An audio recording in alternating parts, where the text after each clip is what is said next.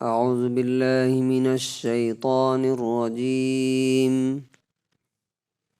بسم الله الرحمن الرحيم.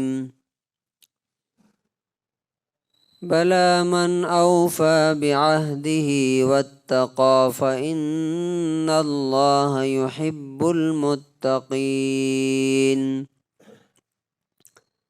سورہ آل عمران، سورہ نمبر 3، آیت number 76۔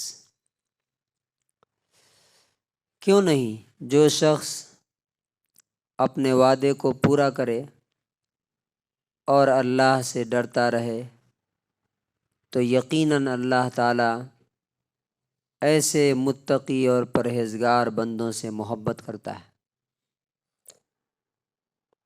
But yes, whoever fulfills his commitments and fears Allah, then indeed Allah loves those who fear him. یہ آیت یہاں پر جو آئی ہے، اس سے پہلے جو آیت ہے اس کو ایکسپلین کرنے کے لیے کہ تم جیسا سمجھتے ہو اللہ تعالیٰ کے ہاں ویسا قانون نہیں ہے۔ اوپر یہودیوں کے بارے میں بتایا گیا تھا کہ وہ کہتے ہیں کہ یہ مسلمان ہیں، ان کے ساتھ کچھ بھی کرو، اللہ تعالیٰ ہم سے نہیں پوچھے گا، اس کا حساب سوال کوشچن نہیں ہوگا ہم سے۔ تو اللہ تبارک و تعالیٰ یہاں پہ کیا بول رہا ہے کہ نہیں، بلا مطلب ناٹ ایٹ آل، جیسا تم سمجھتے ہو ویسا معاملہ نہیں ہے۔ من اوفا بعہدہ، جو بھی اپنے وعدے کو پورا کرے۔ کیسا وعدہ؟ ایک وعدہ تو وہ ہے جو ہم اللہ سے کرتے ہیں، لا الہ الا اللہ، آپ ہی ہمارے مالک ہیں۔ اس کا مطلب کیا ہے؟ ہم آپ کی بات مانیں گے۔ جب مالک بول دیا تو آپ کی ہر بات ماننا ہمارے اوپر کیا ہوا؟ میں آپ کا غلام ہوں۔ تو غلام کہنے کا مطلب یہ ہے کہ آج سے میری زندگی آپ کی غلامی میں گزرے گی، کسی اور کی غلامی میں نہیں گزرے گی، کسی اور کے سامنے میرا سر نہیں جھکے گا۔ تو ایک وعدہ اللہ سے ہوتا ہے۔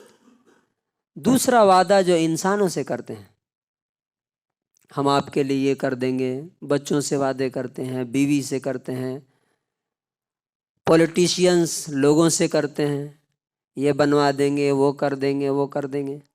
ہم لوگ ڈیلی کچھ نہ کچھ وعدے کرتے ہیں، 5 منٹ میں میں آ رہا ہوں، 2 منٹ میں آ رہا ہوں، اور آتے ہیں 1 گھنٹے میں۔ یہ سب کا سب جھوٹ ہے، یہ سب کا سب جو ہے نا بدعہدی ہے۔ اللہ تبارک و تعالیٰ کہتا ہے کہ ہم لوگ کیا سمجھتے ہیں کہ اللہ کا ولی، متقی، پرہیزگار آدمی کون ہوگا؟ جو مسجد کے کونے میں بیٹھا رہے، کچھ خاص قسم کا ڈریس رہے، سر جھکا کے بیٹھا رہے، کسی سے ملے نہیں۔ یہ نہیں، اللہ تعالیٰ یہاں بتا رہا ہے جو اپنے وعدے کو پورا کرے، کہ جو بول دیا وہ کر کے دکھایا۔ نبی صلی اللہ علیہ وسلم کے بارے میں آپ دیکھیے، ایک بھی کوئی واقعہ، کوئی انسیڈنٹ کوئی ثابت کر سکتا ہے کہ آپ نے کہا ہو اور کیا نہیں ہو؟ ایک بھی۔ نبی صلی اللہ علیہ وسلم نے جس کے ساتھ جو وعدے کیے وہ سارے کے سارے وعدے ہوئے۔ یہ نہیں کہا کہ یہ تو جملہ تھا، یہ تو سینٹنس تھا، یہ تو ایسے ہی میں نے جذبات میں بول دیا تھا۔ نہیں، جذبات میں بولنے کا نہیں، سوچ سمجھ کر کے بولیے۔ جو کر سکتے ہیں وہ بولیے، جو نہیں کر سکتے ہیں وہ مت بولیے۔ بول دیجئے سیدھا سیدھا کہ نہیں بھائی سوری، مجھ سے نہیں ہو سکتا یہ۔ کیوں؟ ایک بار آپ نے بول دیا تو قیامت کے دن اس کے بارے میں سوال ہوگا کہ تم نے یہ بولا تھا، یہ کیا کیوں نہیں؟ تم جھوٹے تھے۔ اور وہ مشہور حدیث ہے جس میں منافق کی نشانی بتائی گئی ہے، آپ چیک کر لیجئے۔ کیا کہا گیا؟ آیت المنافق ثلاث، منافق کو پہچاننا ہو تو 3 باتیں یاد رکھو۔ کیا؟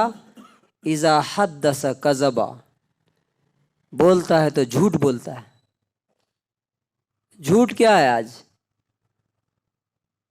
آج تو لوگ بولتے ہیں کہ جھوٹ کے بغیر تو کام ہی نہیں چلتا. یہ چیز اتنے کی ہے، مثلا 5,000 کی ہے، خرید ہی 10,000 میں آئی ہے. کیا بتاؤں، آپ اپنے ہیں اس لیے ہم آپ کو بالکل ریٹ ٹو ریٹ دے رہے ہیں. یہ کیا ہے؟ منافق کی پہچان ہے. کسی سے بھی جھوٹ بولے. وَإِذَا وَعَدَ أَخْلَفَ، وعدہ کرتا ہے تو کیا کرتا ہے؟ توڑ دیتا ہے. وعدہ پورا نہیں کرتا، یہ منافق کی پہچان ہے. اور جب امانت دی جاتی ہے تو کیا کرتا ہے؟ واپس نہیں لوٹاتا، خیانت کر لیتا ہے، دبا لیتا ہے، مار لیتا ہے، انکار کر دیتا ہے. تو اللہ تعالیٰ کہتا ہے کہ مومن کی اور ایمان والے کی، متقی کی پہچان کیا ہے؟ کہ وہ وعدہ پورا کرتا ہے. اور دوسرا کیا؟ واتقا، اللہ سے ڈرتا ہے. اللہ سے ڈرنے کا کیا مطلب ہے؟ انسان کے سامنے 3 چیزیں ہیں. ایک اپنا نفس ہے، اپنی خواہش، ڈیزائر. میرا یہ دل چاہتا ہے کہ میں نماز نہ پڑھوں. فار ایگزامپل، میرا دل چاہتا ہے کہ میں فلاں کے پیسے مار لوں. اللہ سے ڈر کے اپنے ڈیزائر چھوڑ دینا، یہ تقویٰ ہے. اللہ سے ڈرنا ہے. دوسرا کیا؟ لوگوں کے پریشرز، چاہے وہ فیملی کے ہو یا سوسائٹی کے ہو یا خاندان کے ہو. ہم لوگ بولتے ہیں نا، کیا کروں، میں تو یہ کرنا چاہتا ہوں، میری بیوی بچے نہیں کرنے دے رہے. سوسائٹی کے لوگ کیا کہیں گے، بولتے ہیں نا، لوگ کیا کہیں گے کا مطلب یہ ہے، کیا مطلب ہے اس کا؟ کہ لوگوں کا بندہ ہے وہ، خدا کا بندہ نہیں ہے. ورنہ اس کی زبان پر یہ ورڈ آ ہی نہیں سکتا کہ لوگ کیا کہیں گے. لوگوں نے رسول اللہ صلی اللہ علیہ وسلم کو پاگل اور دیوانہ کہا، تو کیا آپ نے چھوڑ دیا؟ رسول اللہ صلی اللہ علیہ وسلم کو جادوگر کہا، کیا آپ نے چھوڑ دیا؟ منحوس کہا کہ تیری وجہ سے پوری قوم ٹوٹ گئی، کیا آپ نے چھوڑ دیا؟ نہیں چھوڑا. تو جو شخص یہ کہتا ہے کہ میں کیا کروں، میری بیوی بچے نہیں مانتے، سوسائٹی میں بھی رہنا ہے، لوگوں کو بھی دیکھنا ہے، اس کا مطلب یہ ہے کہ وہ جو لا الہ الا اللہ بولا ہے نا، کہ اللہ کے سوا کوئی خدا نہیں ہے، وہ جھوٹ بولا ہے. اس کے اصل خدا اس کی فیملی، اس کے بچے اور اس کی سوسائٹی ہے.